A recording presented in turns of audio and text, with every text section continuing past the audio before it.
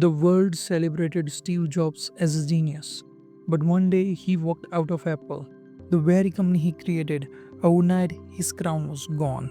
Centuries earlier, Shri Ram walked out of Ayodhya, the very city that waited to crown him. His crown too was gone overnight. Two stories, one lesson. When life takes away everything, what remains? Let's uncover it. Ayodhya was full of joy. The streets were decorated, people were singing, Ram will be our king. King Dashrath had finally announced tomorrow Sri Ram would be crowned. The city could not wait for sunrise. But destiny played a cruel game. Queen Kaikeyi, influenced by her maid Mantra, demanded her two boons. Bharat should be king, Ram must go into exile for 14 years. Dashrath broke down. He begged, he cried, but Kaikeyi refused. When Ram heard this, he did not get angry. He did not complain. He touched his father's feet and said, "If this is your word, father, then this is my duty to accept it. The throne is not important. Dharma is." The next morning, instead of royal robes, Ram wore simple clothes of hermit. Sita stood by him. "Where you go, I go. Your life is my life." And Lakshman declared, "Brother, I cannot stay behind. I will walk with you." The people of Ayodhya wept. Some followed him for miles, some fainted. King Dashrath could not bear the pain and soon passed away. But Ram walked forward, calm, steady, smiling. He left not as a king on a throne, but as a king of character. This movement is not about losing a kingdom. It is about how to face life when everything is snatched away. Sri Ram teaches us your true crown is your value, not your throne. Your real power is not seen when life gives you more, but when life takes away everything away. Greatness is not in holding power, but in sacrifice and character.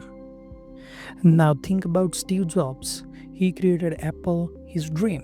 He gave the world computers, iPods, and vision. He was the shining star of Silicon Valley. But one day, the board of directors removed him. Imagine that. Being thrown out of the very company you built with your own hands. For Jobs, it was exile, just like Ram. From the palace of Apple, he has pushed into the forest of rejection. He could have quit. He could have said, "Why me? This is unfair." But he did not. He used his exile years to grow. He built new companies like Pixar, which became a global success. And years later, he returned to Apple and made it the most valuable company in the world. Just like Ram, who returned to Ayodhya after 14 years and was crowned as the rightful king. Life gives all of us exile moments. A student who studies hard but fails the exam. A worker who loses his job suddenly, a businessman whose company collapses, a person whose relationship ends overnight. We all face these times when the throne is taken away. But remember, exile is not the end, it's preparation. Ram's exile made him immortal in history. Steve Jobs' exile made him legend in technology.